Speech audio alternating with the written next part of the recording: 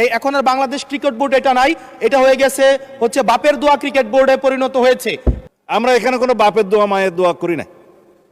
এখন এতদিন পর্যন্ত শুনতাম মায়ের দোয়া পরিবহন আছে, আজকে মাননীয় সদস্যের কল্যাণে দেখলাম বাপের দোয়া কমিটিও আছে। বাংলাদেশ ব্যাংকের মতো আবার দলীয়করণ দেখতে পাবো আমরা। বিশ্ববিদ্যালয়গুলোকে যেভাবে এক ধরনের দলীয়করণ করা হয়েছে, বিশ্ববিদ্যালয় এবং বাংলাদেশ ব্যাংক দখল খাড়া করেছিল মাননীয় স্পিকার ইন্টারিম গভর্নমেন্টের সময়, সেটা এই দেশের মানুষ জানে। জাতীয় মানবাধিকার কমিশন যে দলীয়করণ করা হবে না বা বিরোধী দল দমন কমিশন করা হবে না, এটার প্রতি কিন্তু আমাদের আস্থা নাই। ইন্টারিম গভর্নমেন্ট একটা, আমি বলবো, বালখিল্যপনা একটা আইন করে দিয়েছে এবং সেটার সাথে মানবাধিকার কমিশনের একটা সিমিলারিটিস থাকবে। স্ট্রং মানবাধিকার কমিশন আমরা করতে চাই। যে মানবাধিকার কমিশন বিরোধী দল ও মতকে দমনের জন্য ব্যবহার করা হয়েছে, ভিকটিম ব্লেমিং এর জন্য ব্যবহার করা হয়েছে, যেই মানবাধিকার কমিশন গুম খুনের বৈধতা উৎপাদন করা হয়েছে। মাননীয় স্পিকার, এই মানবাধিকার কমিশনকে যদি আমরা মন্ত্রণালয়ের অধীনে রাখি এবং ওই মানবাধিকার কমিশনের মধ্য দিয়েই যদি আমরা জুলাই গণ অভ্যুত্থানের এই কার্যক্রমগুলোকে বিচারের এবং নিরীক্ষণের দায়িত্ব দেওয়া হয়, সেক্ষেত্রে এই নিরীক্ষণ কিন্তু প্রশ্নবিদ্ধ হবে। এছাড়াও আমরা যদি দেখি সাংবিধানিক প্রতিষ্ঠানগুলোকে যেভাবে নগ্নভাবে দলীয়করণ করা হচ্ছে, ইতিমধ্যে বাংলাদেশ ব্যাংকে যেভাবে দখল করা হয়েছে, যেভাবে বিসিবিকে যেভাবে এখন আর বাংলাদেশ ক্রিকেট বোর্ড এটা নাই, এটা হয়ে গেছে হচ্ছে বাপের দোয়া ক্রিকেট বোর্ডে পরিণত হয়েছে, যেভাবে দখল করা হয়েছে বাপের দোয়া ক্রিকেট বোর্ড। এবং আমি যখন এই জায়গায় কথা বলছি, ঠিক এই মুহূর্তে 28 জন বিচারককে মাননীয় স্পিকার তাদেরকে শোকজ দেওয়া হয়েছে। তাদের ব্যক্তিগত তাদের চ্যাট গ্রুপে তারা হচ্ছে তাদের মতামত প্রকাশ করার কারণে বিচারকদের হচ্ছে মাননীয় স্পিকার শোকজ দেওয়া হয়েছে। এই বাস্তবতায় আমরা এই গণ অভ্যুত্থান পরবর্তী সময়ে যদি জাতীয় মানবাধিকার কমিশনকে একটা মন্ত্রণালয়ের অধীনে রাখি, স্বরাষ্ট্র মন্ত্রণালয়ের অধীনে রাখি, তাদের মাধ্যমে আমরা নিরপেক্ষ কোনো ধরনের অনুসন্ধান আমরা কতটা পাবো সেটা নিয়ে কিন্তু আমরা সন্দিহান।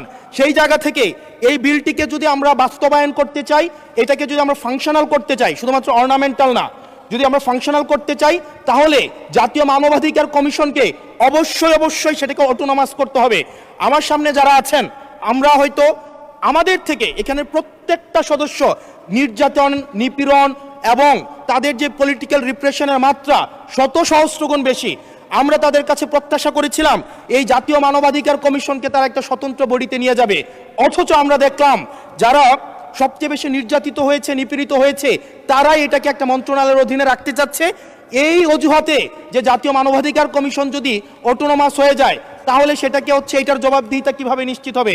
মাননীয় স্পিকার, আমাদের ইলেকশন কমিশন, আমাদের হচ্ছে পিএসসি, আমাদের হচ্ছে দুর্নীতি দমন কমিশন, যদিও এটা কাজের কেতাবে কেতাবে আছে, গোয়ালে নাই, কিন্তু এটা কিন্তু একাডেমিকভাবে এটাকে ইভেন ইন্টারন্যাশনালিও এই জিনিসটা কিন্তু অটোনমাস হওয়ার কথা।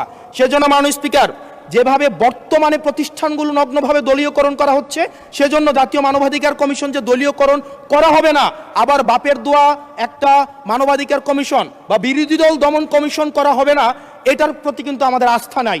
সেই জায়গাটা থেকে আমরা আপনার মাধ্যমে আমরা এই আমাদের মাননীয় স্বরাষ্ট্রমন্ত্রী সহ আমাদের HPM এর কাছে অনুরোধ থাকবে, এই বিলটা পাশ করার আগে যেন জাতীয় মানবাধিকার কমিশনের আমরা এটা যেন ইভেন উনার দলেরও একজন মাননীয় সংসদ এই বিষয়ে বক্তব্য দিয়েছেন এবং উনি পয়েন্ট বাই পয়েন্ট এই বিষয়গুলোকে ব্যাখ্যা করেছেন। যদি জাতীয় মানবাধিকার কমিশন দলীয়করণ করা হয়, দিন শেষে গুম খুন থেকে শুরু করে আমাদের এই জুলাই ইনডেমনিটি, এইটা দিন শেষে হচ্ছে যে পেপারেই থেকে যাবে, এটা দিন শেষে কোনো বাস্তবায়ন হবে না। সেই জন্য মাননীয় স্পিকার, এই বিলটা পাশ হওয়ার আগে আমাদের জাতীয় মানবাধিকার কমিশনের এই বিলটা হচ্ছে সুরাহা হওয়া, নিষ্পত্তি হওয়া জরুরি। না হয় বিসিবির মতো আমরা আবার বাপের দোয়া কমিশন দেখতে পাবো, আমরা হচ্ছে বাংলাদেশ ব্যাংকের মতো আবার দলীয়করণ দেখতে পাবো, আমরা বিশ্ববিদ্যালয়গুলোকে যেভাবে এক ধরনের দলীয়করণ করা হয়েছে আমরা সেটা দেখতে পাবো, আমরা বিচার বিভাগকে আবার যেভাবে এখন ভয়ের মধ্যে নিয়ে যাওয়া হচ্ছে। ধন্যবাদ মাননীয় সদস্য। মাননীয় স্বরাষ্ট্রমন্ত্রী। মাননীয় স্পিকার, আপনাকে ধন্যবাদ। এখন কিসের মধ্যে কি পান্থাবাতে গিয়েছে, যাই হোক। মাননীয় স্পিকার, আমাদের উত্থাপন করার বিষয়টা হচ্ছে জুলাই গণ অভ্যুত্থানে অংশগ্রহণকারীদের সুরক্ষা দেওয়ার জন্য, সাংবিধানিক এবং আইনি সুরক্ষা দেওয়ার জন্য। সেটা জাতীয় দাবিতে পরিণত হয়েছে, জুলাই যোদ্ধাদের দাবি ছিল।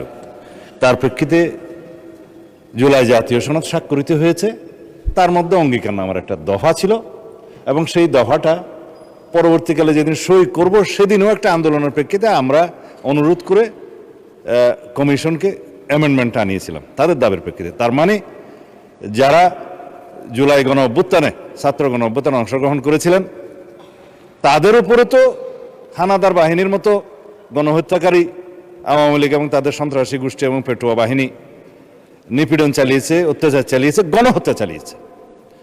জনতার প্রতিরোধের মুখে তাদের মধ্যেও কেউ কেউ প্রাণ হারিয়েছে, এটা যুদ্ধের ময়দানে ফয়সালা হয়ে গেছে, আমরা বলেছি। সুতরাং তাদেরকে সাংবিধানিক এবং আইনি সুরক্ষা দেয়া দরকার।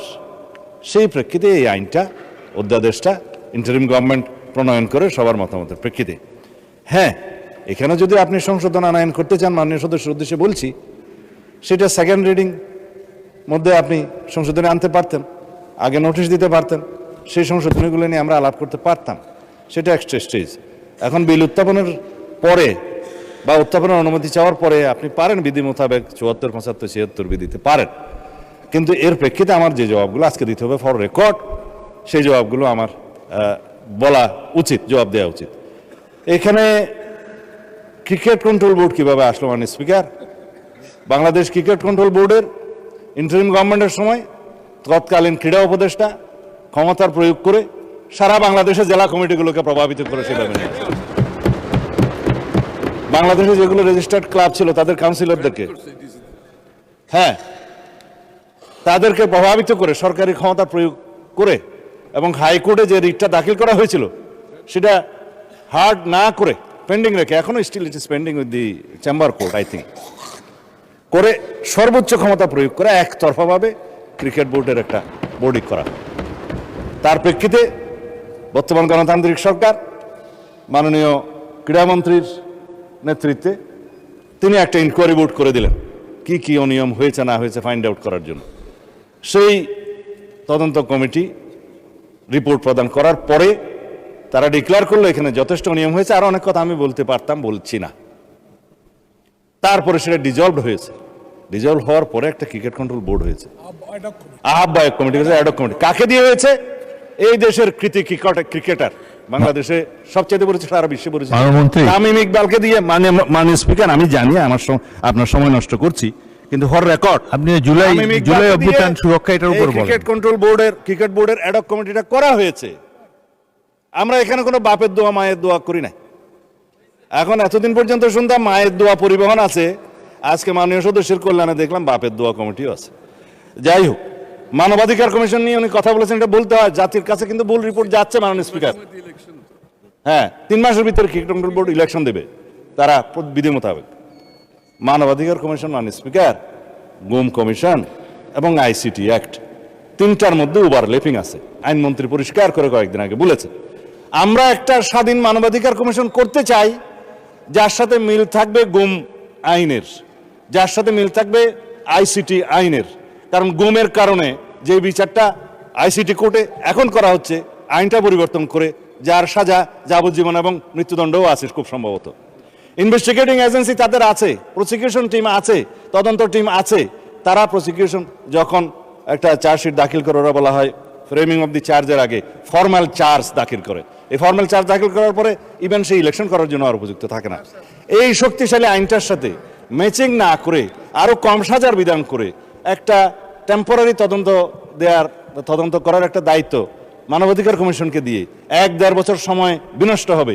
তার চাইতে যিনি ভিকটিম, গুমের ভিকটিম, সরাসরি যদি আইসিটি অ্যাক্টে মামলা দায়ের করতে পারে, সেখানে তদন্ত হবে, তদন্তের জন্য আলাদা অর্গান আছে, প্রসিকিউশন টিম আছে, সেইটা ম্যাচিং না করে একটা গত ইন্টারিম গভর্নমেন্ট একটা, আমি বলবো বালকিল্যপনা একটা আইন করে দিয়েছে। এবং সেটার সাথে মানবাধিকার কমিশনের একটা সিমিলারিটিস থাকবে। স্ট্রং মানবাধিকার কমিশন আমরা করতে চাই। এখন যে মানবাধিকার কমিশনকে যে সমস্ত ক্ষমতা দেওয়া হয়েছে তার সাথে স্টেক হোল্ডারদের আলাপ আলোচনা ছিল না। স্টেক হোল্ডারদের সাথে আলাপ আলোচনা করতে হবে। We have a hill tracts problem, বাংলাদেশে LGBTQ-র প্রবলেম আছে। আমাদের সামাজিক এবং অর্থনৈতিক এবং ধার্মিক সমস্ত কালচারকে মিলিয়ে তারপরে আমরা এই দেশের উপযোগী আন্তর্জাতিক মানসম্পন্ন ইনশাআল্লাহ মানবাধিকার কমিশন বিল আমরা এখানে আনবো, সেটা আমাদের কমিটমেন্ট। তার সাথে এগুলো বাধা দেওয়ার কিছু নেই। বিশ্ববিদ্যালয় এবং বাংলাদেশ ব্যাংক দখল কারা করেছিল মাননীয় স্পিকার ইন্টারিম গভর্নমেন্টের সময়, সেটা এই দেশের মানুষ জানে। বাংলাদেশ ব্যাংক কাদের নেতৃত্বে কিভাবে বাংলাদেশের অর্থনৈতিক নৈরাজ্য সৃষ্টি করেছে, আমরা মনে করেছিলাম বাংলাদেশের অর্থনীতিটা পুনরুদ্ধার করার জন্য তারা কাজ করবে, বিপরীত করেছে। আমরা এখন সাফার করছি। আর বিশ্ববিদ্যালয়, সমস্ত বিশ্ববিদ্যালয়ের ভাইস চ্যান্সেলর সহ অন্যান্যদেরকে কারা নিয়ন্ত্রণে নিয়েছিল মানুষকে, এগুলো আমরা বলতে চাই না। এই ফ্যাসাদে আমরা যেতে চাই না। যাই হোক, স্পিকার, আমি বিল উত্থাপন করতেছি, যদি আপনি